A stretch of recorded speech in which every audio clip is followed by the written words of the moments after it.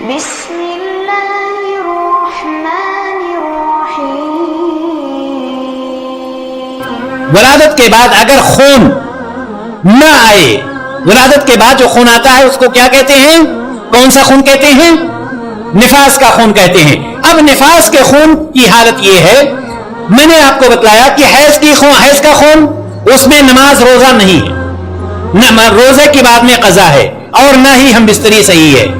استحاضہ کا خون وہ ہے جو حیض خون کے علاوہ ہے، جو رحم سے نہیں بلکہ کسی رگ کے پھٹنے کی وجہ سے ہوتا ہے، اور استحاضہ کی حالت میں نماز بھی پڑھے گی، روزہ بھی رکھے گی، لیکن ہر نماز کے لیے اس کو نیا وضو کرنا ہوگا۔ نفاس والی عورت ان اللہ يحب التوابین ويحب المتطہرین۔ نساؤکم حرث لکم فأتوا حرثکم أنى شئتم وقدموا لأنفسکم واتقوا اللہ واعلموا أنکم ملاقوه وبشر المؤمنین۔ ورحمۃ اللہ وبرکاتہ۔ الحمد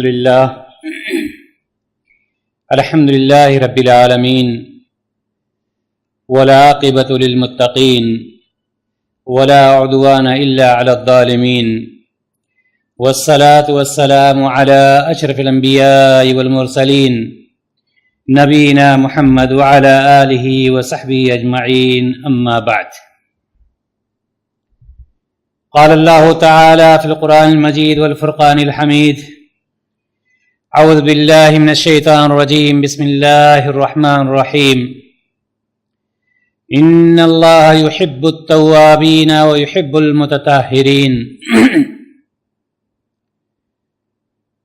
دینی بھائیو اور دوستو،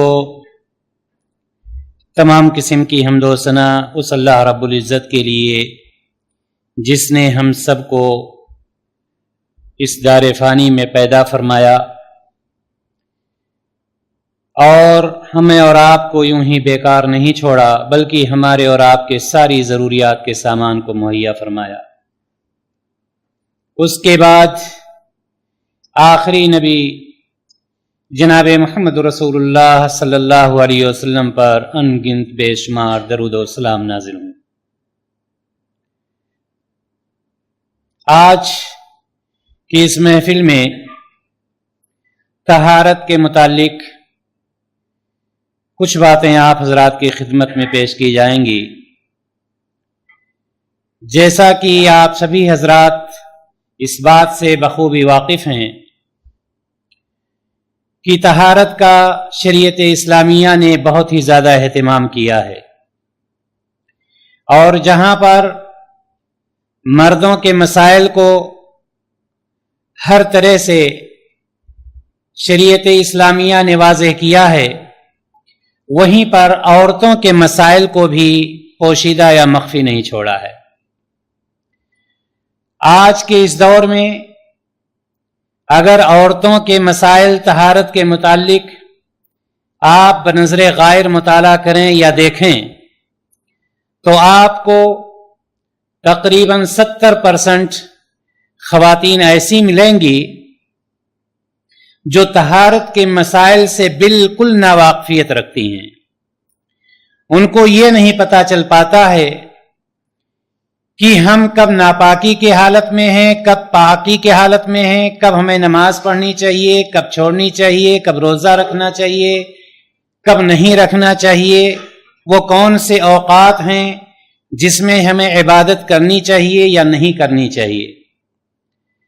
یہ مسئلہ صرف عورتوں ہی تک محدود نہیں، بلکہ اگر مردوں سے بھی اس کے بارے میں جانکاری حاصل کی جائے تو یہ بہت بڑا المیہ ہے کہ ان کو بھی اس کے بارے میں پوری معلومات نہیں ہوتی ہے، جس کا تعلق عورتوں سے ہے۔ اگر کسی مرد کو پوری معلومات ہو تو وہ اپنے گھر میں عورتوں کو پوری تعلیم دے سکتا ہے۔ آج کے اس مختصر سے وقت میں آپ کے سامنے خصوصیت کے ساتھ عورتوں کے مسائل کو لے کر جس کا تعلق طہارت سے ہے، ہم آپ کے سامنے عورتوں کے خصوصی مسائل حیض، نفاس اور استحاضہ، ان 3 چیزوں کو بیان کرنے کی کوشش کریں گے انشاءاللہ تعالی۔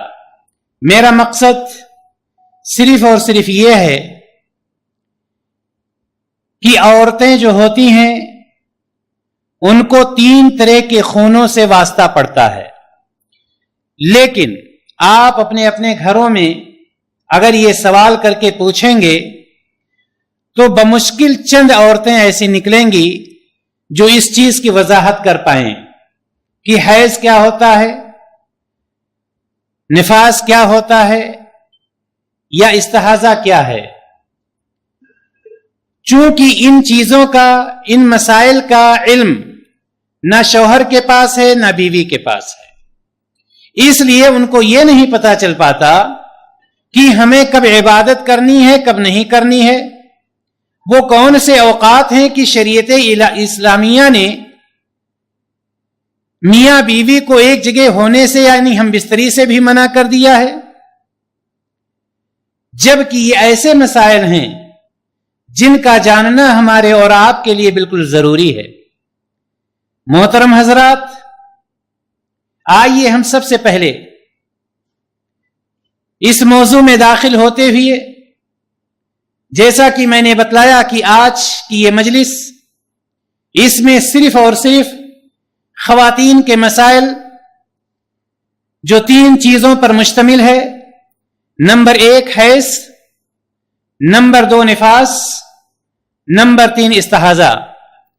اور جیسا کہ میں نے بتلایا کہ ہر عورت کو 3 طرح کے خونوں سے اس کا واسطہ پڑتا ہے، اور وہ یہی 3 خون ہیں۔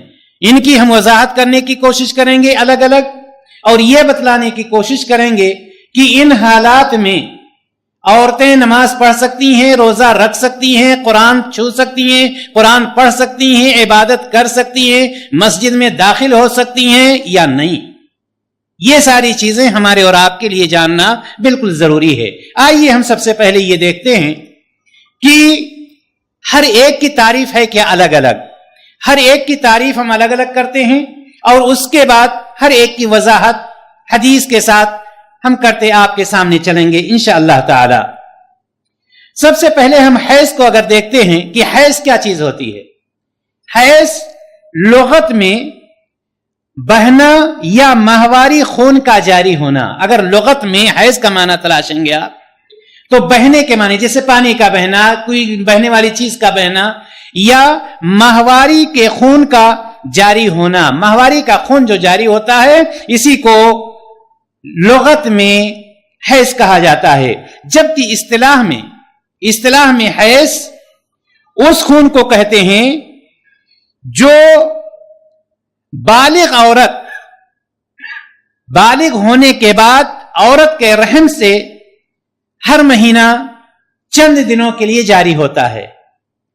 حیض اس خون کو کہتے ہیں کہ جب کوئی لڑکی بالغ ہو جاتی ہے تو اس کے رحم سے ہر مہینہ چند خاص دن ہوتے ہیں جس میں وہ خون جاری ہوتا ہے، جس کو حیض کہا جاتا ہے۔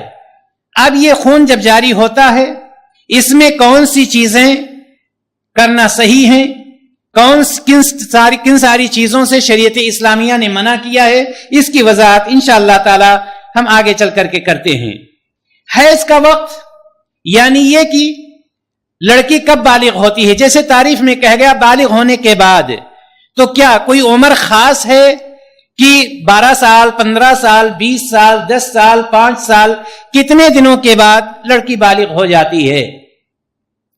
یاد رکھیں اس کے بارے میں حیض کے لیے کم سے کم یا زیادہ سے زیادہ کی کوئی وقت یا عمر مقرر نہیں ہے۔ جب خون جاری ہو گیا اسی وقت وہ لڑکی بالغ ہو جاتی ہے، اور اس کا شمار ان میں ہوتا ہے جن کے اوپر نماز، روزہ کی ذمہ داری فرض ہو جاتی ہے، عائد ہو جاتی ہے شریعت اسلامیہ کی طرف سے۔ یہ تو تھا حیض۔ نفاس کس کو کہتے ہیں؟ نفاس لغت میں بچہ جننا اور حائضہ ہونا۔ حیض کی تعریف ابھی کی گئی۔ نفاس لغت میں بچہ جننا اور حائضہ ہونا، اس کو نفاس کہتے ہیں لغت میں۔ لیکن اصطلاح میں ایسا خون، اصطلاح میں نفاس وہ خون جو پیدائش کے وقت بچے کے ساتھ یا بعد میں خارج ہوتا ہے، جو خون پیدائش کے وقت بچے کے ساتھ یا بعد میں جو خون جاری ہوتا ہے اس کو نفاس کہا جاتا ہے۔ اس میں کیا کرنا ہے کیا نہیں کرنا ہے اس کی وضاحت آگے آ رہی ہے۔ رہی بات مستحاضہ کی کہ مستحاضہ کا خون یعنی حیض کا خون، نفاس کا خون اور استحاضہ کا خون، جس کو مستحاضہ کہا جاتا ہے۔ استحاضہ اس خون کو کہتے ہیں جو رحم کے علاوہ عورت کی شرمگاہ سے خارج ہوتا ہے۔ حیض کا خون رحم سے خارج ہوتا ہے، جبکہ استحاضہ کا خون کسی رگ کے پھٹ جانے کی وجہ سے عورت کے شرمگاہ سے خارج ہوتا ہے، اس کو استحاضہ کا خون کہا جاتا ہے۔ یہ تین چیزیں رہیں، اور مستحاضہ، اسی استحاضہ سے مستحاضہ ہے یعنی وہ عورت جس کا حیض کی وجہ سے نہیں، جس کا حیض کی وجہ سے نہیں بلکہ کسی اور رگ کے پھٹ جانے کی وجہ سے مسلسل خون بہتا رہتا ہو، اس کو مستحاضہ کہتے ہیں یا مستحاضہ والی عورت کہتے ہیں۔ آئیے آج ہم آپ کے سامنے بلوغ المرام کی چند حدیثیں اور انہی کی روشنی میں یہ چند مسائل آپ کے سامنے پیش کرنے کی پوری کوشش کرتے ہیں۔ بلوغ المرام کی باب الحیض کی پہلی حدیث، جس کی راویہ مائی عائشہ رضی اللہ تعالی عنہا ہیں۔ حدیث آپ کے سامنے، عن عائشہ رضی اللہ تعالی عنہا ان فاطمہ بنت ابی جحش كانت تستحاض فقال لها رسول الله صلی اللہ علیہ وسلم ان دم الحیض دم اسود۔ حضرت عائشہ رضی اللہ تعالی عنہا فرماتی ہیں کہ فاطمہ بنت ابی حبیش، فاطمہ بنت ابی حبیش رضی اللہ تعالی عنہا یہ دائماً استحاضہ کے خون میں مبتلا رہتی تھی۔ آپ کے سامنے ابھی یہ بتلایا گیا کہ استحاضہ کسے کہتے ہیں۔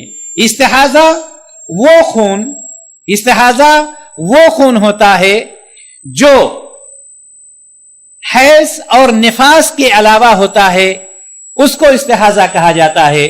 جو رحم سے نہیں بلکہ کسی اور رگ کے پھٹنے کی وجہ سے مسلسل جاری ہوتا ہے، اس کو استحاضہ کہا جاتا ہے۔ فاطمہ بنت ابی حبیش رضی اللہ تعالی عنہا یہ دائماً ہمیشہ اس کا شکار رہتی تھی، تو نبی کریم صلی اللہ علیہ وسلم نے آپ کے لیے فرمایا ان دم الحیض دم اسود۔ آپ نے صلی اللہ علیہ وسلم نے فرمایا کہ حیض کے خون کا رنگ سیاہ ہوتا ہے، یہ پہچان بتلائی۔ جبکہ ان کا خون کون سا آتا تھا؟ استحاضہ کا خون تھا۔ نبی کریم صلی اللہ علیہ وسلم نے فرمایا کہ حیض کے خون کا رنگ جو ہوتا ہے وہ سیاہ ہوتا ہے، یعنی کالا ہوتا ہے۔ یعرف، اس کو پہچان لیا جاتا ہے، یہ نہیں کہ غیر معروف ہو، پہچان لیا جاتا ہے۔ فَإِذَا كَانَ ذَلِكِ فَأَمْسِكِ عَنِ الصَّلَاةِ۔ نبی کریم صلی اللہ علیہ وسلم نے فرمایا کہ جب یہ خون ہو، کون سا؟ حیض والا، جو کالا خون، جو سیاہ خون ہوتا ہے، تو نبی کریم صلی اللہ علیہ وسلم نے فرمایا کہ اگر یہ خون ہو فَأَمْسِكِ عَنِ الصَّلَاةِ، تو تمہیں چاہیے کہ نماز سے رک جاؤ۔ یعنی یہ کہ یہ حدیث کیا بتلا رہی ہے کہ حیض کے خون جاری جب ہو، حیض کا خون جب جاری ہو تو ایسی صورت میں نماز نہیں پڑھنا ہے۔ اور اسی طرح سے جو دوسری روایت آتی ہے اس سے یہ بھی ثابت ہے کہ اس وقت روزہ بھی رکھنا نہیں ہے، یعنی روزے سے بھی رک جائے گی۔ نبی کریم صلی اللہ علیہ وسلم نے مزید ارشاد فرمایا فَإِذَا كَانَ الْآخَرُ فتوضئی وصلی، اور جب دوسرا خون ہو جس کی بات ہو رہی ہے، دوسرا خون یعنی کون سا؟ استحاضہ والا۔ اگر کالا خون نہیں ہے، حیض کا خون نہیں ہے، تو نبی کریم صلی اللہ علیہ وسلم نے فرمایا فَإِذَا كَانَ الْآخَرُ فَتَوَضَّئِ وَصَلِّ، کہ اگر دوسرا خون ہے یعنی یہ کہ استحاضہ کا خون ہے، تو استحاضہ کے خون میں تم وضو کرو گی اور نماز کو پڑھو گی، اور اسی طرح سے روزہ بھی رکھنا ہے۔ رواہ ابو داؤد والنسائی وصححہ ابن حبان والحاکم۔ یہاں پر اس حدیث سے جو بات کھل کر کے ہمارے سامنے آئی وہ چیز کیا آئی؟ دو چیزیں آ گئی۔ ایک تو حیض کی حالت میں جو خون عورت کے رحم سے نکلتا ہے، اور یہ خون 3 دن، ایک دن کا بھی، ایک دن کے بارے میں بھی فقہا کا جو ہے قول ہے، 1 دن یا 3 دن، 5 دن، 7 دن یا 6 یا 7 دن عام طور پر جو ہوتا ہے، یا زیادہ سے زیادہ اس کی مدت 15 دن علماء نے بتلایا ہے۔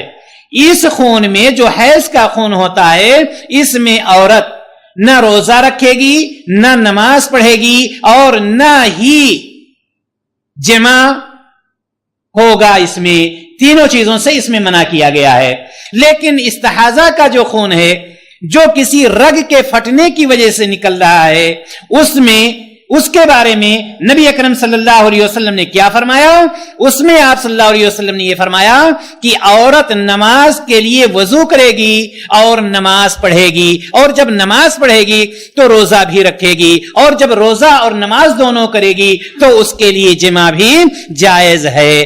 معلوم یہ ہوا کہ حیض اور استحاضہ میں یہ فرق ہوا کہ حیض جب آتا ہے تو نہ وہ عورت نماز پڑھتی ہے نہ روزہ رکھتی ہے، لیکن ایک تیسری روایت سے جو یہ پتا چلتا ہے اور جو واضح چیز ہے کہ نبی کریم صلی اللہ علیہ وسلم نے نماز کی قضا کا حکم نہیں دیا، لیکن فرض روزے کے قضا کا بعد میں حکم دیا ہے، لہذا وہ عورت بعد میں روزے کی قضا کرے گی لیکن نماز کی قضا نہیں کرے گی، جو یہ آیت ہمیں اور آپ کو بتلا رہی ہے۔ اسی طرح سے حائضہ عورت اور عیدین کی نماز، سوال یہ ہے کیا حائضہ عورت نماز تو نہیں پڑھتی ہے، لیکن اگر عید آ گئی تو عید کی نماز کے لیے جائے گی یا نہیں جائے گی؟ جواب اس کا یہ ہے، ام عطیہ رضی اللہ تعالی عنہا بیان کرتی ہیں کہ آپ صلی اللہ علیہ وسلم فرماتے تھے کہ دیگر عورتوں کی طرح حائضہ عورتیں بھی خیر اور مسلمانوں کی دعوت میں شریک ہوں گی، خیر اور مسلمانوں کی دعوت میں شریک ہوں گی، لیکن نماز کی جگہ نہیں بیٹھیں گی، یعنی نماز کی جگہ سے الگ رہیں گی۔ معلوم یہ ہوا کہ وہ عورت جو حیض کی حالت میں ہے، حائضہ ہے، اگر عید کا وقت آ گیا، چاہے چھوٹی عید ہو یا بڑی عید ہو، تو وہ عیدگاہ جائے گی، وہاں پر نہیں بیٹھے گی جہاں پر نماز ہو رہی ہے، لیکن دعا میں شرکت وہ کرے گی۔ اسی طرح سے حائضہ عورت بوقت ضرورت مسجد میں بھی داخل ہو سکتی ہے، حائضہ بوقت ضرورت مسجد میں بھی داخل ہو سکتی ہے۔ تو معلوم یہ ہوا، یہ حدیث جو ہمیں اور آپ کو بتلا رہی ہے وہ چیز یہ ہے کہ حائضہ عورت نہ نماز پڑھے گی نہ روزہ رکھے گی، روزے کی بعد میں وہ عورت قضا کر لے گی، لیکن نماز کی قضا کا حکم نبی اکرم صلی اللہ علیہ وسلم نے نہیں دیا ہے، اور نہ ہی حیض کی حالت میں جمع کرے گی، جمع ہوگا، یعنی ہم بستری سے بھی نبی کریم صلی اللہ علیہ وسلم نے منع فرمایا ہے۔ ابھی ہم آگے بتلاتے ہیں کہ اگر کوئی شخص حیض کی حالت میں، ناپاکی کی حالت میں اپنی بیوی سے ہم بستری کر لیتا ہے تو کیا اس پر کوئی کفارہ ہے یا نہیں ہے؟ آگے انشاءاللہ تعالی اس کی بات آ رہی ہے۔ آئیے ہم دوسری روایت دیکھتے ہیں، وہ بھی عائشہ رضی اللہ تعالی عنہا ہی سے مروی ہے۔ وعن عائشہ رضی اللہ تعالی عنہا ان ام حبیبہ بنت جحش شکت الى رسول اللہ صلی اللہ علیہ وسلم الدم۔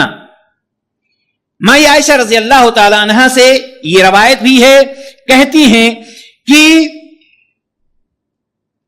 ام حبیبہ بنت جحش رضی اللہ تعالی عنہا نے نبی کریم صلی اللہ علیہ وسلم سے استحاضہ کے خون کے بارے میں شکایت کی. استحاضہ کا خون، اب آپ یہ یاد رکھیں، استحاضہ وہ خون ہے جو حیض اور نفاس کے خون کے علاوہ ہے. حیض وہ خون جو ہر عورت کو ہر مہینہ رحم سے 3 دن 5 دن 7 دن 6 دن 15 دن تک آتا ہے، جس میں نماز روزہ نہیں کرنا ہے اور ہم بستری بھی منع ہے. استحاضہ وہ خون جو اس کے علاوہ کسی رگ کے پھٹ جانے کی وجہ سے مسلسل جاری رہتا ہے. استحاضہ ہی کے بارے میں انہوں نے بھی نبی کریم صلی اللہ علیہ وسلم سے شکایت کی. تو نبی کریم صلی اللہ علیہ وسلم نے کیا ارشاد فرمایا؟ آپ نے فرمایا امکثی قدر ما کانت تحبسکی حیضتکی. نبی کریم صلی اللہ علیہ وسلم نے فرمایا کہ تمہارے ماہواری کے ایام جس قدر پہلے روکتے تھے اب بھی اتنے ہی دن تم ٹھہری رہو.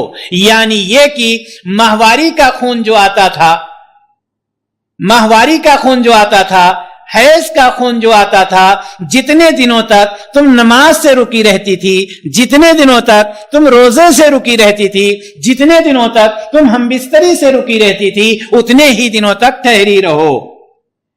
ثم اغتسلی، اور اس کے بعد تم غسل کر لو. فکانت تغتسل لکل صلاۃ، رواہ مسلم.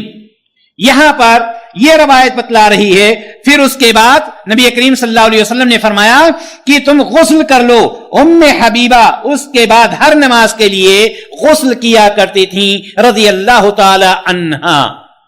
یہاں پر اس روایت سے یہ ظاہر ہوتا ہے کہ استحاضہ وہ عورت جو مستحاضہ ہے، جس کو حیض کے علاوہ خون آ رہا ہے، اس کو ہر نماز کے لیے غسل کرنا ہے. لیکن یاد رکھیے گا کہ یہ روایت واجب پر دلالت نہیں کرتی ہے. جو دیگر روایتیں جس سے یہ پتا چلتا ہے کہ ہر نماز کے لیے عورت، استحاضہ والی عورت نماز تو پڑھے گی لیکن ہر نماز کے لیے اس کو وضو کرنا ہے. یعنی ایک وضو سے استحاضہ والی عورت ایک وضو سے 2 نماز ادا نہیں کر سکتی ہے. 2 نمازوں کے لیے 2 وضو، یعنی ہر نماز کے لیے نئے طور سے وضو کر کے پھر اس کو نماز ادا کرنا ہے. ہر نماز کے لیے استحاضہ والی عورت روزہ بھی رکھے گی، نماز بھی پڑھے گی. لیکن یہ کہ جیسے عام عورت ہوتی ہے یا عام آدمی ہوتا ہے، ایک وضو سے کئی نمازیں ادا کر سکتا ہے. لیکن استحاضہ والی عورت جس کا خون جاری ہے، حیض کے علاوہ ہے، ناپاکی کے ایام کے علاوہ ہے اور اس کا خون جاری ہے، تو وہ نماز تو پڑھے گی لیکن ہر نماز کے لیے وہ نیا وضو کرے گی، نہ کہ ایک ہی وضو سے کئی نمازیں وہ ادا کر لے گی. مستحاضہ عورت سے جمع کرنا جائز ہے. مستحاضہ عورت سے جب اس کے لیے نماز جائز ہے، روزہ رکھنا جائز ہے، تو ظاہر سی بات ہے اس سے جمع کرنا بھی جائز ہے. اسی طرح سے حیض ختم ہونے کی آخری عمر کیا ہوتی ہے کہ کتنے سالوں کے بعد، یعنی 50 سال 60 سال 70 سال، کب عورت کا حیض کا خون آنا بند ہوگا؟ کیا اس کے لیے کوئی عمر متعین ہے کہ اس کے بعد اب سمجھ لیجئے کہ خون نہیں آئے گا، 60 سال کی عورت ہو گئی اب خون نہیں آئے گا؟ نہیں. اس کے بارے میں شیخ عثیمین رحمہ اللہ فرماتے ہیں کہ اس کے بارے میں کوئی عمر مقرر نہیں ہے. جب عورت کا خون آنا، چاہے 50 سال کے بعد چاہے 60 سال کے بعد، جب خون آنا بند ہو جائے تو سمجھیے کہ حیض کے ایام ختم ہو گئے. اس کے علاوہ اس کے لیے کوئی خاص وقت مقرر نہیں ہے یا عمر مقرر نہیں ہے کہ اس میں 50 کے بعد اب اس کو خون نہیں آئے گا. نہیں، اس کے لیے کوئی خاص چیز نہیں پائی جاتی ہے. اور بخاری کی روایت میں ہے کہ نبی کریم صلی اللہ علیہ وسلم نے فرمایا وَتَوَضَّئِ لِكُلِّ صَلَاةٍ. یہ بخاری کی روایت میں آیا کہ آپ صلی اللہ علیہ وسلم نے صحابیہ رضی اللہ تعالی عنہ کو یہ حکم دیا کہ تم پھر ہر نماز کے لیے از سرے نو تم وضو کر لیا کرو. اور یہی چیز مستحاضہ عورت کے لیے یاد رکھیے گا، مستحاضہ سے کہ حیض کے علاوہ والا خون مستحاضہ عورت کے لیے نماز بھی ہے، روزہ بھی ہے، لیکن جو نماز ادا کرے گی وہ عورت ہر نماز کے لیے نیا وضو کرے گی، نہ کہ اسی وضو سے دوسری نماز وہ ادا کر لے گی، چونکہ اس کے بارے میں علماء کا اور محدثین کا یہ قول ہے کہ مستحاضہ والی عورت نماز بھی پڑھے گی، روزہ بھی رکھے گی، لیکن ہر نماز کے لیے وہ از سر نو وضو کیا کرے گی، چونکہ شریعت اسلامیہ سے مستحاضہ پر ہر نماز کے لیے غسل کرنا فرض نہیں قرار دیا گیا ہے۔ فتح الباری میں علامہ ابن حجر اسقلانی رحمہ اللہ نے بھی اسی رائے کی تائید کی ہے کہ وہ عورت کیا کرے گی، وہ عورت ہر نماز کے لیے نیا وضو کرے گی، اور امام شوکانی رحمہ اللہ نے بھی یہی کہا ہے کہ ہر نماز کے لیے مستحاضہ والی عورت نیا وضو کرے گی اور نماز ادا کرے گی، نہ کہ ایک ہی وضو سے کئی نماز وہ ادا کر لیا کرے گی۔ اب یہاں پر ایک سوال یہ ہوتا ہے خواتین ہی کے بارے میں کہ حائضہ کے ساتھ جو عورت حائضہ ہے، ناپاک ہے، کیا اس کے ساتھ اٹھا بیٹھا جا سکتا ہے، کھا پی سکتے ہیں یا نہیں؟ آپ نے تاریخ پڑھی ہوگی یہودیوں کی کہ یہودیوں کے یہاں جو اپنے آپ کو سب سے اچھا ثابت کرتے ہیں اور اسلام کو گمراہ اور بدنام کرنے کی پوری کوشش، بلکہ ختم کرنے کی پوری کوشش ہوتی ہے، یہودیوں کے یہاں، اور یہی لوگ ہیں جو آج کی تاریخ میں عورت کے مقام کے لیے آواز اٹھاتے ہیں کہ ہم عورت کو مقام دلانا چاہتے ہیں، اسلام عورت کو پابند رکھنا چاہتا ہے، قید کر کے رکھنا چاہتا ہے۔ لیکن اگر یہودیوں کی تاریخ پڑھیں گے تو ان کے یہاں وہ عورت جو ناپاک ہو جاتی تھی، اس کے ساتھ کھانا پینا، اٹھنا بیٹھنا، رہنا سہنا بالکل حرام ہو جاتا تھا، بلکہ بعض جگہ پر یہ ملتا ہے کہ جب عورت ناپاک ہو جاتی تھی تو اس کو گھر کے باہر ایک جگہ متعین کیے ہوتے تھے، جس طرح سے ہم اور آپ اپنے جانوروں کے لیے گھر سے باہر ایک جگہ متعین کر دیتے ہیں، ان عورتوں کے لیے یہودیوں کے لیے کہ یہاں یہ ہے کہ ان کو الگ کر دیتے تھے اور ان کا کھانا پینا وہیں ہوتا تھا۔ ایام ناپاکی کے ان کا برتن بھی الگ ہوتا ہے کہ اس برتن میں وہ کھا پی بھی نہیں سکتی ہیں، ان کے برتن میں لے جا کر کھانا ڈال دیا جاتا، جس طرح سے کتا اور جانور کو کھانا ڈالا جاتا ہے، اس طرح سے یہودیوں کے یہاں یہ چیز پائی جاتی ہے۔ آئیے ہم دیکھیں شریعت اسلامیہ نے اس کا کیا دیا ہے۔ کیا عورتوں کے لیے کوئی عورت ناپاک ہو جاتی ہے، کیا شریعت نے یہ کہا ہے کہ اس سے الگ ہو جائیے، اس کو گھر سے باہر کر دیجئے؟ نہیں۔ آئیے دیکھتے ہیں انس بن مالک رضی اللہ تعالی عنہ کی روایت، وعن انس رضی اللہ تعالی عنہ ان اليهود كانوا اذا حاضت المرأة فيهم لم يواكلوها فقال النبی صلی اللہ علیہ وسلم۔ انس بن مالک رضی اللہ تعالی عنہ روایت کرتے ہیں کہ نبی کریم صلی اللہ علیہ وسلم نے فرمایا کہ یہودیوں کے ہاں جب عورت ناپاک ہو جاتی تھی تو اس کو ساتھ میں کھانا پینا کا کھانے پینے کا کوئی حساب نہیں ہوتا تھا، اس کو الگ کر دیا جاتا تھا، ایک جانور کی طرح سے، جس طرح سے ہندوؤں کے اندر چھوت کی بیماری پائی جاتی ہے، اس کو الگ رکھ دیتے تھے اور وہ کھانا کھا لیتی تھی۔ اس وقت تک بیچ میں نہیں آ سکتی تھی، مل نہیں سکتی تھی، نہ اپنے شوہر سے مل سکتی ہے، نہ گھر والوں سے مل سکتی ہے، جب تک وہ پاک نہیں ہو جاتی تھی۔ لیکن شریعت اسلامیہ نے جناب محمد رسول اللہ صلی اللہ علیہ وسلم نے کیا فرمایا؟ اصنعوا کل شیء الا النکاح۔ نبی کریم صلی اللہ علیہ وسلم نے فرمایا، صحیح مسلم کی یہ روایت، آپ صلی اللہ علیہ وسلم فرماتے ہیں تم ان عورتوں کے ساتھ جمع کے سوا ہر قسم کا فعل کر سکتے ہو۔ جمع کے علاوہ یعنی ہم بستری کے علاوہ نبی کریم صلی اللہ علیہ وسلم نے فرمایا کہ ہر قسم کا فعل کر سکتے ہیں، اٹھنا بیٹھنا، ساتھ میں سونا رہنا، ساری چیزیں صرف ہم بستری سے نبی کریم صلی اللہ علیہ وسلم نے منع فرمایا، اور قرآن نے بھی اس کا اعلان کیا ہے کہ ایسی صورت میں عورتوں سے الگ رہنا چاہیے، اور الگ رہنے سے مراد وہ نہیں ہے جو یہودیوں کا طریقہ ہے کہ ان کو گھر سے باہر کر دیا جائے یا ان کو جانوروں کی طرح سمجھا جائے، نہیں، شریعت نے اس سے منع فرمایا ہے۔ معلوم یہ ہوا کہ وہ عورت جو حیض کی حالت میں ہے، ناپاکی کی حالت میں ہے، وہ عورت گھر میں رہے گی، کھانا بنائے گی، سب کو کھانا کھلائے گی، اپنے شوہر کے ساتھ رہے گی، اور اس سے سب کچھ ہوگا سوائے ہم بستری کہ ساری چیزیں وہ لطف اندوز ہو سکتے ہیں، ہم بستری سے شریعت اسلامیہ نے منع کیا ہے۔ میرے بھائی اور دوستو، یہاں پر ایک سوال اور پیدا ہوتا ہے کہ ولادت کے بعد اگر ایک اسی سے متعلق سوال، ولادت کے بعد اگر خون نہ آئے، ولادت کے بعد جو خون آتا ہے اس کو کیا کہتے ہیں؟ کون سا خون کہتے ہیں؟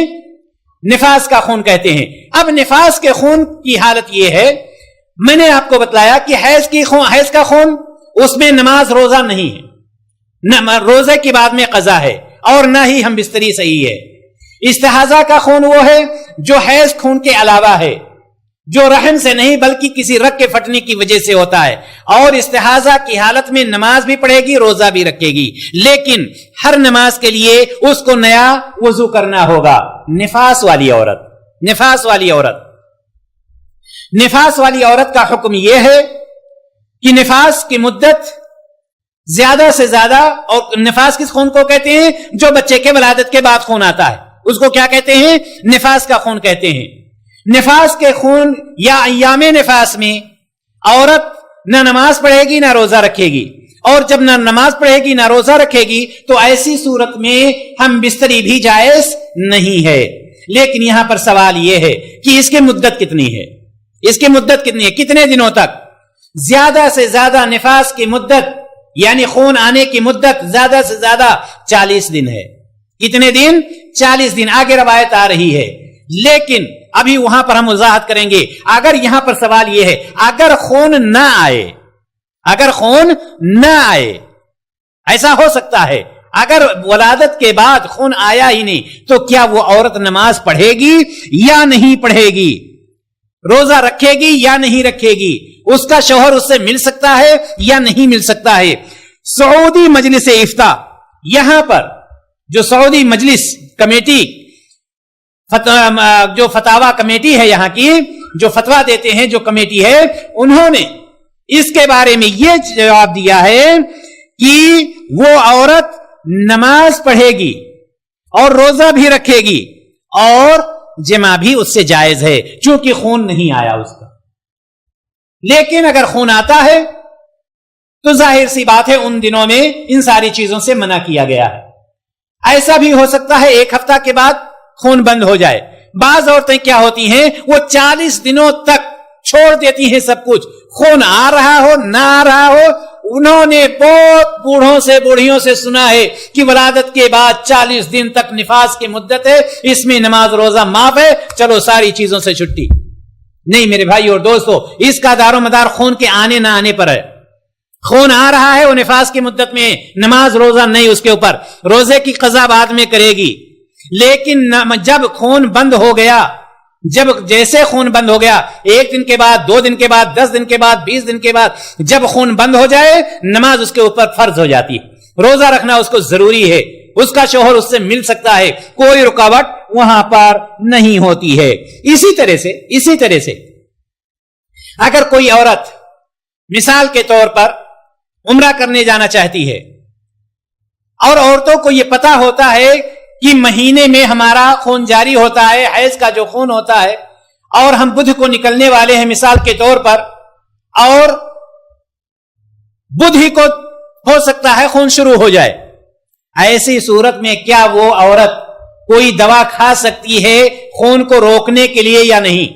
یا حج کے ایام ہیں، کیا خون کو روکنے کے لیے کوئی دوا استعمال کر سکتی ہے یا نہیں؟ آج کل دوائیں چل رہی ہیں۔ یہ سوال یہاں پر یہ ہے کہ شریعت کی طرف سے اس کا کیا حکم ہے؟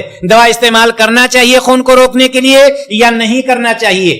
شیخ عثیمین رحمہ اللہ کا فتویٰ ہے کہ اگر عورت کو کوئی نقصان نہیں ہوتا ہے تو وہ عورت ایسی دوائیاں استعمال کر سکتی ہے، اس میں کوئی رکاوٹ نہیں۔ شیخ ابن عثیمین رحمہ اللہ نے یہ فرمایا کہ اگر کوئی نقصان اس عورت کو ذاتی نقصان نہیں ہو رہا ہے تو وہ عورت کوئی دوا استعمال کر سکتی ہے جس سے خون رک جائے اور وہ اپنے کام سے ان دنوں میں فارغ ہو جائے۔ اسی طرح سے آئیے ہم اگلے مسئلے کو دیکھتے ہیں۔ عائشہ رضی اللہ تعالی عنہا سے دوسری روایت آتی ہے، وان عائشہ رضی اللہ تعالی عنہا قالت کان رسول اللہ صلی اللہ علیہ وسلم یأمرنی فأتذر فیباشرنی وانا حائض، متفق علیہ۔ وہ لوگ جو اسلام کے خلاف یہودی جو بات کرتے ہیں، نبی کریم صلی اللہ علیہ وسلم کی یہ حدیث ان کے خلاف جا رہی ہے۔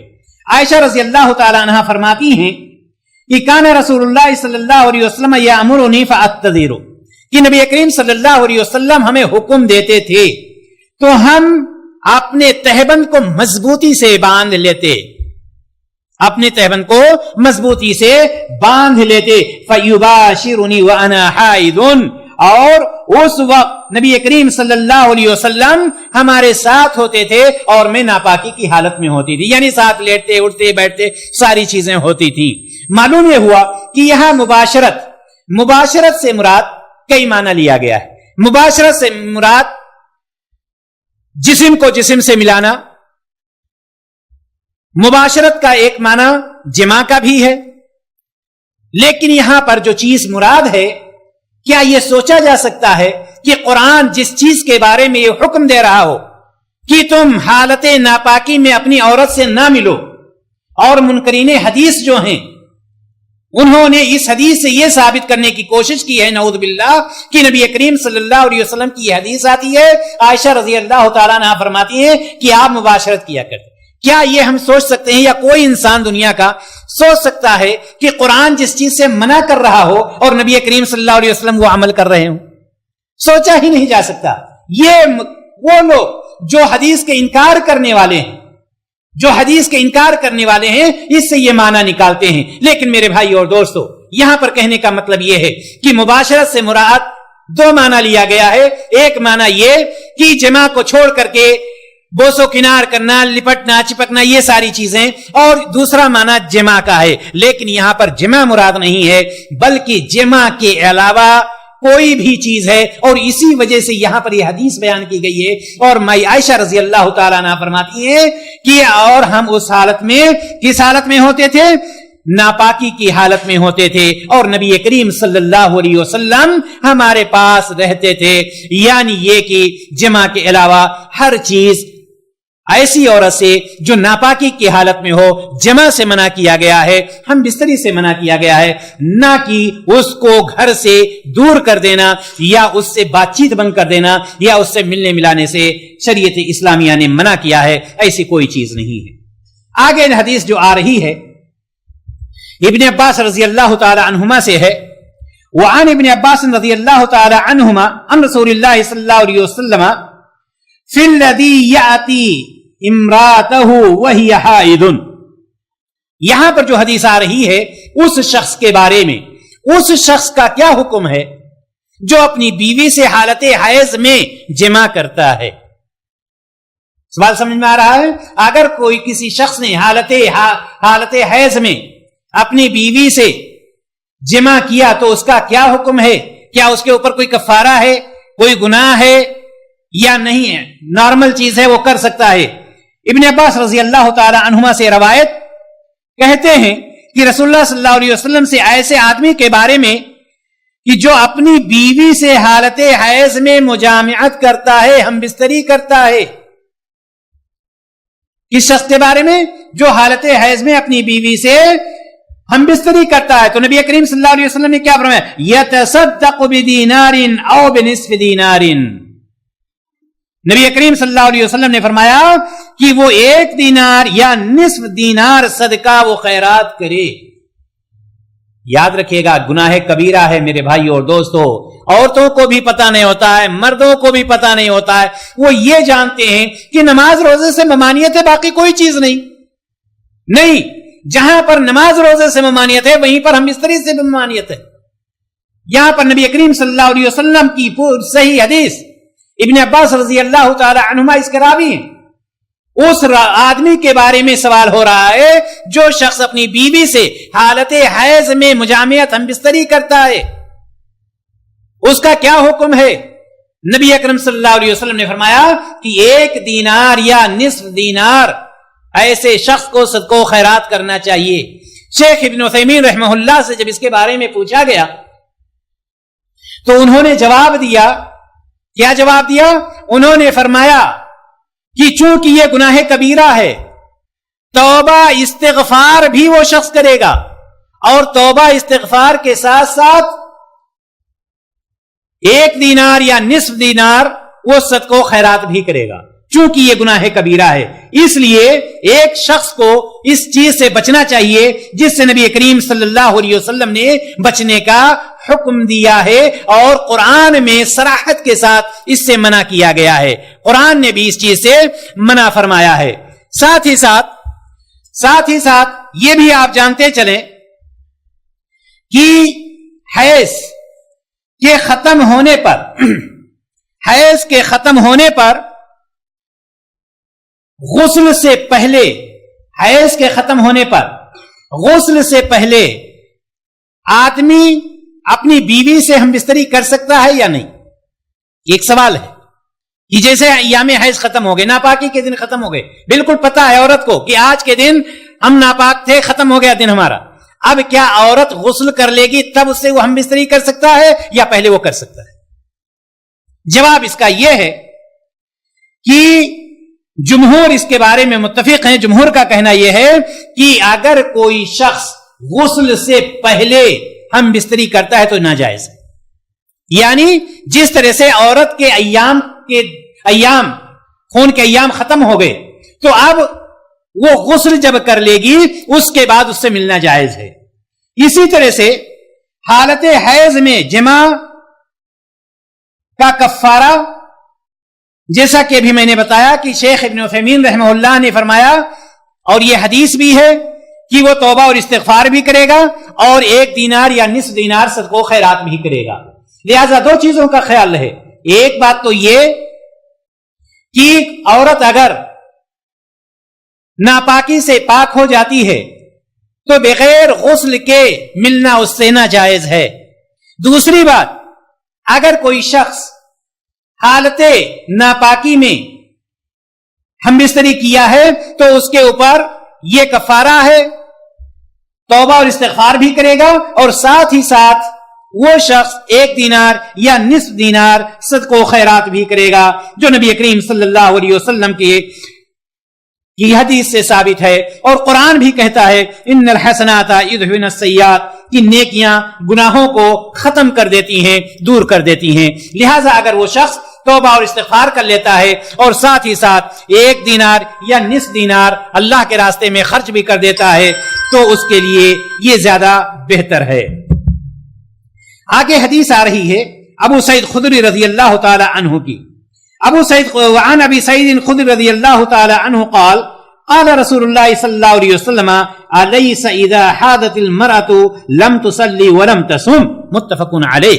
نبی کریم صلی اللہ علیہ وسلم کے بارے حضرت ابو سعید خدری رضی اللہ تعالی عنہ سے روایت کہ رسول اللہ صلی اللہ علیہ وسلم کا یہ ارشاد گرامی ہے, فرماتے ہیں کیا عورت جب حالت حیض میں ہوتی ہے تو نماز اور روزہ چھوڑ نہیں دیتی؟ ظاہر سی بات ہے حالت حیض میں عورت نماز اور روزہ چھوڑ دیتی ہے اور بعد میں روزے کی قضا کرتی ہے, لیکن نماز کی قضا وہ نہیں کرتی ہے.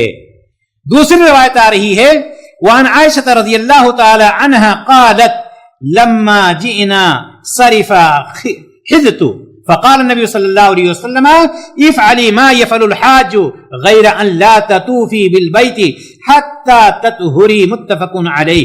نبی کریم صلی اللہ علیہ وسلم کی حدیث آتی ہے, عائشہ رضی اللہ تعالی عنہا فرماتی ہیں یہ اس وقت کا واقعہ ہے جب نبی کریم صلی اللہ علیہ وسلم کے ساتھ حج کرنے آپ جا رہی تھیں, اور مقام صرف میں جب پہنچے آپ تو یہ فرماتی ہیں کہ میرے ایام شروع ہو گئے, یعنی میں ناپاک ہو گئی, اور اس وقت عائشہ رضی اللہ تعالی عنہا نے نبی کریم صلی اللہ علیہ وسلم سے فرمایا کہ میں ناپاک ہو گئی، پورا حال بتلا دیا. تو آپ صلی اللہ علیہ وسلم نے فرمایا افعلی ما یفعل الحاج غیر ان لا تطوفی بالبیت حتی تطہری.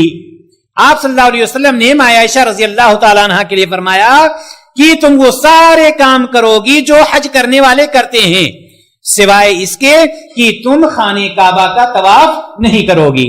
یعنی یہ کہ نبی کریم صلی اللہ علیہ وسلم نے خانہ کعبہ کا طواف کرنے سے منع کر دیا اور کسی چیز سے منع نہیں فرمایا. معلوم کیا ہوا اس حدیث سے؟ اس حدیث سے یہ معلوم ہوا کہ اگر کوئی عورت ناپاکی کی حالت میں ہے تو خانہ کعبہ کا طواف نہیں کر سکتی ہے، خانہ کعبہ کا طواف نہیں کر سکتی ہے. اسی طرح سے آپ یہ بھی جانتے ہیں کہ حائضہ عورت یا ناپاک عورت زیادہ دیر تک مسجد میں ٹھہر بھی نہیں سکتی. اس سے پہلے بات آئی کہ ضرورت کے وقت جا سکتی ہے لیکن زیادہ دیر تک نہیں ٹھہر سکتی ہے. یہاں پر یہ چیز میں اس لیے بیان کر رہا ہوں یا واضح کر رہا ہوں کہ چونکہ نبی کریم صلی اللہ علیہ وسلم نے عائشہ رضی اللہ تعالی عنہا کے لیے فرمایا کہ تم وہ سارا کام کرو گی جو ایک حج کرنے والا کرتا ہے سوائے خانہ کعبہ کے طواف کے. تو یہ ایک مسئلہ تو یہ ظاہر ہوا کہ عورت جو ناپاک ہے وہ خانہ کعبہ کا طواف نہیں کرے گی اور زیادہ دیر تک حائضہ عورت مسجد میں ٹھہر بھی نہیں سکتی ہے. شیخ صفی الرحمان مبارک پوری رحمہ اللہ نے شرح کرتے ہوئے اس حدیث کی فرمایا ہے، لکھا ہے شرح میں کہ چونکہ آج صفا مروہ کی جو سعی کی جاتی ہے وہ حصہ مسجد میں شامل ہو چکا ہے. شیخ فرماتے ہیں کہ سعی کرنے میں کافی ٹائم لگتا ہے، لہذا ناپاک عورت، حیض والی عورت اب چونکہ وہ حصہ مسجد میں شامل ہو گیا ہے لہذا وہ سعی بھی نہیں کر سکتی ہے. ورنہ سعی کے لیے وضو کا ہونا شرط نہیں ہے، سعی کے لیے پاکی کا ہونا بھی شرط نہیں ہے، لیکن چونکہ اب یہ حصہ اس میں مسجد میں شامل ہو گیا ہے لہذا ناپاک عورت سعی بھی نہیں کر سکتی ہے. یہ شیخ صفی الرحمان مبارک پوری رحمہ اللہ نے اپنی تفسیر میں شرح جو بلوغ المرام کی شرح لکھی ہے اس میں انہوں نے اس کی وضاحت کی ہے، اس لیے اس سے بچنا چاہیے. آگے جو حدیث آ رہی ہے اور آخری حدیث ام سلمہ رضی اللہ تعالی عنہا کی، ام سلمہ رضی اللہ تعالی عنہا کی حدیث. وعن ام سلمہ رضی اللہ تعالی عنہا قالت كانت النفساء تقعد على عهد النبي صلی اللہ علیہ وسلم بعد نفاسها 40 يوما. یہ نفاس کے بارے میں حدیث آ رہی ہے. کیا فرماتی ہیں ام سلمہ رضی اللہ تعالی عنہا کہ كانت النفساء تقعد على عهد النبی صلی اللہ علیہ وسلم بعد نفاسها 40 یوما رواہ الخمسہ. ام سلمہ رضی اللہ تعالی عنہا فرماتی ہیں کہ وہ عورتیں جو نفاس والی کون سی عورتیں ہوتی تھی؟ نفاس کا خون کون سا خون کہلاتا ہے؟ وہ خون جو ولادت کے بعد، بچے کی ولادت کے بعد جو خون آتا ہے اس کو کیا کہتے ہیں؟ نفاس کا خون کہتے ہیں اس کو. ام سلمہ رضی اللہ تعالی عنہا فرماتی ہیں کہ نفاس والی عورتیں 40 دنوں تک نبی کریم صلی اللہ علیہ وسلم کے زمانے میں بیٹھتی تھی. کیا مطلب ہے بیٹھتی تھی؟ وہ بیٹھی رہتی تھی، کھڑی نہیں ہوتی تھی؟ نہیں، بیٹھنے کا مطلب یہ ہے کہ وہ نماز سے بیٹھ جاتی تھی یعنی نماز نہیں پڑھتی تھی، روزے سے بیٹھ جاتی تھی یعنی روزہ نہیں رکھتی تھی. یہ ہے بیٹھنے سے مراد. کب؟ نبی کریم صلی اللہ علیہ وسلم کے زمانے میں. اور وفی لفظ لہو ولم یأمرها النبی صلی اللہ علیہ وسلم بقضاء صلاة النفاس. اور نبی کریم صلی اللہ علیہ وسلم نفاس والے ایام میں قضا ہونے والی نماز کا، فوت ہونے والی نماز کا قضا کا حکم نہیں دیتے تھے. نفاس کے ایام میں فوت ہونے والی نماز کا قضا کا حکم نہیں دیتے تھے. یہ حدیث بتلا رہی ہے کہ نفاس کے ایام میں جو نمازیں فوت ہو جاتی تھی یعنی نہیں پڑھتی تھی، ان کے قضا کا حکم آپ صلی اللہ علیہ وسلم نہیں دیتے تھے. لیکن دوسری روایتوں میں سے جس طرح سے یہ پتا چلتا ہے کہ نبی کریم صلی اللہ علیہ وسلم روزہ رکھنے کا حکم دیتے تھے، حیض والی عورتوں کو بھی اور نفاس والی عورتوں کو بھی. یہ حدیث یہ بتلا رہی ہے کہ نفاس کی اکثر مدت، زیادہ سے زیادہ مدت کتنی ہے؟ یہ مدت پوری مدت 40 دن ہے، زیادہ سے زیادہ 40 دن ہے نفاس کی مدت، اور کم کی کوئی مدت نہیں ہے. یعنی 1 دن، 10 دن، 20 دن، 40 دن جب خون بند ہو گیا اس وقت وہ عورت نماز شروع کر دے گی اور روزہ شروع کر دے گی، نہ کہ وہ ان ساری چیزوں سے رکی رہے گی. اب یہاں پر ایک سوال یہ بھی پیدا ہوتا ہے اور عام طور پر لوگوں کے بیچ میں آتا رہتا ہے کہ حیض و نفاس والی عورت قرآن پڑھ سکتی ہے یا نہیں پڑھ سکتی ہے؟ ایک سوال. حیض و نفاس والی، اب تو یہ سمجھ گئے نا حیض کس کو کہتے ہیں؟ حیض یعنی جو ہر عورت کے خاص ہر مہینے میں چند دن خون جو آتے ہیں اس کو حیض کہا جاتا ہے. اس میں نماز پڑھنا، روزہ رکھنا منع ہے، ہم بستری منع ہے، لیکن روزے کی قضا بعد میں کی جائے گی. نفاس کہتے ہیں بچے کی ولادت کے بعد جو خون آتا ہے اس میں بھی نماز منع ہے، روزہ منع ہے، ہم بستری منع ہے، لیکن روزے کی قضا بعد میں کی جائے گی. استحاضہ کہتے ہیں اس خون کو کہتے ہیں جو ان دونوں خونوں کے علاوہ ہوتا ہے. یعنی حیض کا خون مثال کے طور پر کسی عورت کو 7 دن آتے ہیں ہمیشہ، لیکن ایک مہینے میں دیکھا اس نے کہ 7 دن ختم ہو گیا، 8ویں دن نہا دھو کر کے وہ نماز کے لیے تیار تھی، لیکن 8ویں دن بھی خون ظاہر ہو گیا. دیکھ رہی 9ویں دن بھی خون آ رہا ہے. اس کو کیا کہتے ہیں؟ استحاضہ کہتے ہیں. جو اس کے علاوہ جو خون آتا ہے اس کو کیا کہتے ہیں؟ استحاضہ کہتے ہیں. ایسی صورت میں جو 8ویں دن خون آیا ہے وہ حیض کا خون شمار نہیں ہوگا بلکہ استحاضہ کا خون شمار ہوگا، اور اس میں وہ نماز بھی پڑھے گی اور وہ روزہ بھی رکھے گی. یہاں پر سوال یہ ہے کہ حیض و نفاس والی عورت قرآن پڑھے گی یا نہیں پڑھے گی؟ شیخ ابن باز رحمہ اللہ سے، ظاہر سی بات ہے اس میں بھی بہت اختلاف پایا جاتا ہے، لیکن شیخ ابن باز رحمہ اللہ سے جب اس کے بارے میں پوچھا گیا تو انہوں نے فرمایا کہ حیض اور نفاس کی حالت میں عورت کا قرآن پڑھنا جائز ہے. پڑھنا یہ مراد ہے. دوسرا سوال آ رہا ہے چھونے کا. یاد رکھیے گا، اس لیے میں فوراً کہہ دیا ہوں کہ آپ شبہ کا شکار نہ ہو جائیں. یہ پڑھنے کی بات ہو رہی ہے کہ قرآن پڑھ سکتی ہے بغیر دیکھے ہوئے. جیسے کسی عورت کو قرآن یاد ہے تو وہ پڑھ سکتی ہے یا نہیں پڑھ سکتی ہے؟ یا ویسے ہی بغیر چھوئے ہوئے وہ دیکھ کر کے پڑھ سکتی ہے یا نہیں پڑھ سکتی ہے؟ جواب اس کا یہ ہے کہ وہ پڑھ سکتی ہے، کوئی حرج نہیں ہے. اب سوال یہ ہے کیا حائضہ اور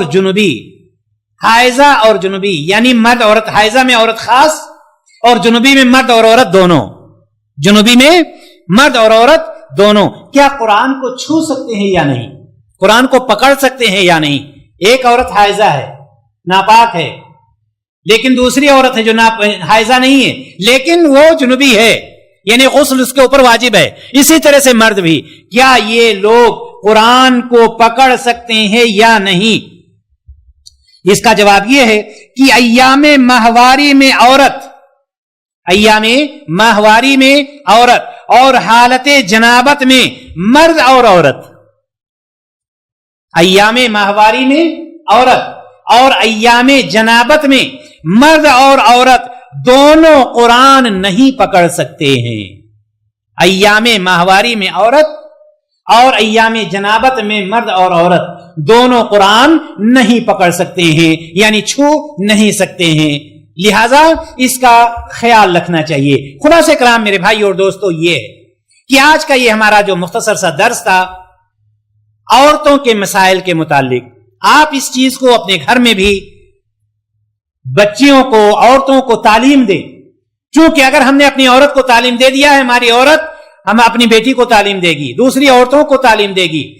لہذا آج بہت سارے مسائل آپ کے پاس آئے اور اس میں جیسے عورتوں کا، حائضہ عورتوں کا عیدگاہ جانے کے متعلق، یا حائضہ عورتیں وقت ضرورت مسجد میں داخل ہو سکتی ہیں یا نہیں ہو سکتی ہیں، یا اسی طرح مستحاضہ عورت سے جمع کرنا صحیح ہے یا نہیں صحیح ہے، یہ بہت سارے مسائل جو آپ بیچ میں گونجتے رہتے ہیں، اور اس میں سے بعض لوگ تو سوال کر لیتے ہیں، لیکن بعض لوگ جب دینی معاملہ آتا ہے، اسلام کا معاملہ آتا ہے، تو ان کے اوپر حیا شرم کی چادر اس طرح سے غالب آ جاتی ہے کہ وہ منہ کھولنا مناسب نہیں سمجھتے، جو بہت بڑا عیب ہے۔ ہم اللہ تبارک و تعالی سے یہ دعا کرتے ہیں کہ الہ العالمین ہم سب کو اپنے پیارے رسول جناب محمد رسول اللہ صلی اللہ علیہ وسلم کے بتائے ہوئے طریقے کے مطابق عبادت کرنے کی اور زندگی گزارنے کی توفیق عطا فرما۔